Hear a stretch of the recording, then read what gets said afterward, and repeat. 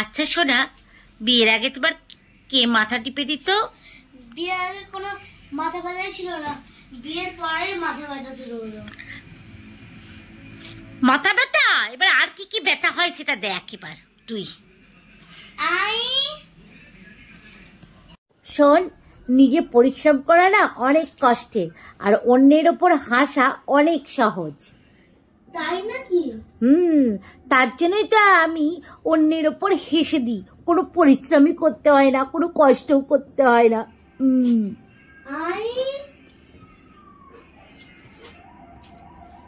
এ বাবু বাবু, এই দেখ না ফোনে না কি দেখাচ্ছে। ফোনে এই কাজটা করতে গেলাম, বলছে টুমরো। টুমরো মানেটা একটু বলে দে না। আগামীকাল। ওই এই ছতচ্ছাড়া ছেলেটাকে নিয়ে না আমি একদম পারি না। ওকে আমি বলছি এখন বলে দে, ও আগামীকাল বলবে। ছতচ্ছাড়া কথা কারে, এখন বল। তোমার মানে তো বললাম আগামীকাল। ও বাবা, তোকে আবার আগামীকাল করছিস? আমার এখন দরকার। অশিক্ষিত মূর্খ কথাকারে, ইংলিশ মিডিয়ামে পড়িয়েছি আমি, টাকাগুলো গাড়া করে খরচা করাচ্ছি। বল বল শিগগিরই বল, টুমরো মানেটা বল। আগামীকালের জন্য আমি ওয়েট করে বসে থাকতে পারবো না, তুই এখনই বল। আরে মাথা মোটা, টুমরো মানে আগামীকাল। আগে বলবি তো। ছোট্ট সব